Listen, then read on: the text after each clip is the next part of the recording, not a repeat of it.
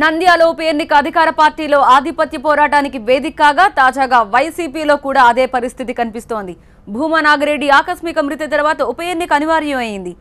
ఈ క్రమంలోనే అక్కడ పోటీ చేసి తీరుతామని ప్రకటించిన వైఎస్ జగన్ బలమైన అభ్యర్థిని బరిలోకి దింపి విజయం సాధించాలనే వ్యూహంతో ఉన్నారు.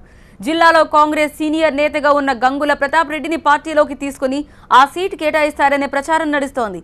ఈ మేరకు ఇవాళ గంగుల ప్రతాప్ రెడ్డి జగన్తో భేటీ కానుండడం ప్రాధాన్యతను సంతరించుకుంది.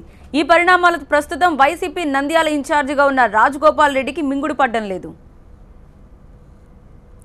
నంద్యాల ఉప ఎన్నికలో సీటు తనదేనని ఇన్నాళ్లు ధీమాగా ఉన్న రాజగోపాల్ రెడ్డి తాజా పరిణామాలతో తీవ్ర అసంతృప్తితో ఉన్నట్టు తెలుస్తోంది. గంగుల ప్రతాప్ రెడ్డి ఎంట్రీతో తనకు సీటు కష్టమనే భావనలో ఉన్నారు.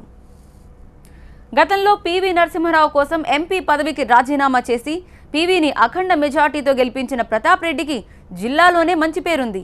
ఈ క్రమంలో జగన్ ప్రతాప్ రెడ్డి వైపు మొగ్గు చూపుతున్నారని ఆ పార్టీ సీనియర్లే వ్యాఖ్యానిస్తుండటంతో జిల్లా వైసీపీలో ఆధిపత్య పోరాటం తప్పేలా లేదు.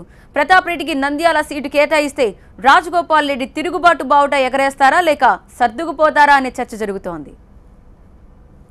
ఇప్పటికే అధికార పార్టీలో నంద్యాల వార్ సాగుతోంది. భూమా శిల్పా వర్గాలు పోటీకి సై అంటున్నాయి.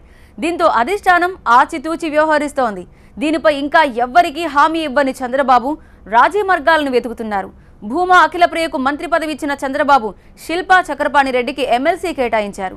అయితే జిల్లా రాజకీయాలు గత సంప్రదాయం ప్రకారం ఉప ఎన్నికల్లో భూమా కుటుంబానికే సీటు కేటాయించి సాధారణ ఎన్నికల్లో మాత్రం శిల్పా వర్గాలకే సీటు ఇచ్చేలా మధ్య మార్గాన్ని ఆలోచించారని తెలుస్తోంది.